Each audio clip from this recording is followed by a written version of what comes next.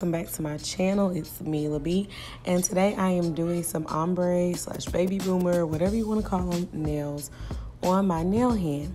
Now, didn't forget about you guys. I am doing a giveaway. I will be giving away a set of these hands to one lucky winner once I hit 1K. So if you haven't by now, go ahead and hit that subscribe button.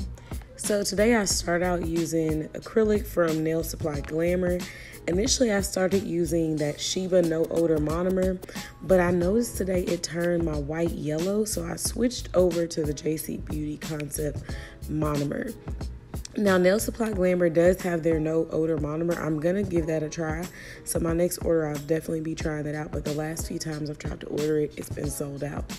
So I will definitely make sure I link everything in the description box. But I feel like these nails actually came out really good. I was proud of myself because I'm not really an acrylic girl, more of a polygel type girl. But I really like this set, so I hope that you guys feel the same way.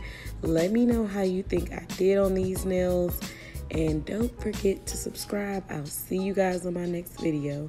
Mila B out.